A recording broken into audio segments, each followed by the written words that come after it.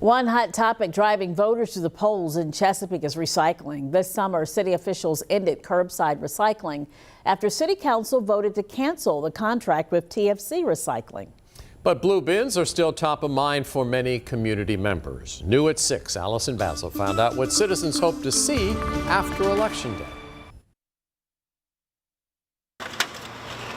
I'm a proponent of recycling. I think it's very important. The end of city-provided curbside recycling in Chesapeake hasn't stopped Buck Hodges from filling up his blue bins. Bring them down here and empty them and go back and start the process all over. In July, city officials opened 7 recycling sites to encourage people to keep thinking green. There are bins for cardboard, metal cans, mixed paper, and select plastics. And I was wondering, about the access. The times I've been down here, it's fairly painless. Still, many community members say they miss the curbside convenience. It's pretty cumbersome to try to load it up and bring it somewhere. Around 70 people sat through a forum last week about recycling options in the city. Aside from recycling collection sites, there are 4 subscription-based curbside companies people can hire. The next step for curbside recycling is a conversation that happens after elections. Now, all eyes are on election candidates. There are 5 seats up for grabs this year. 13 people, including 3 incumbents, are vying for a position. Almost all say curbside recycling is a priority. Mara Bates says she's ready to cast her ballot. If you do not have that you want recycling back as a city initiative, then you're not getting my vote at all.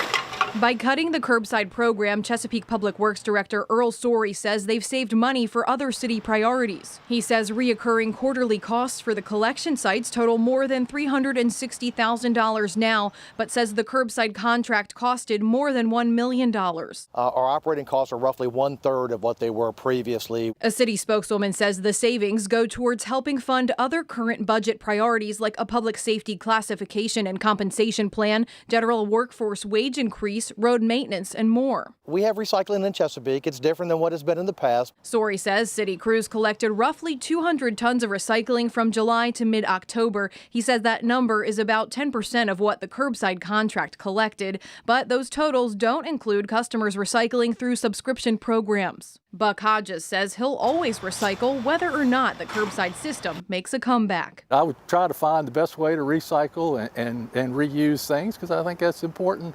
In Chesapeake, Allison Basil, 13 News Now.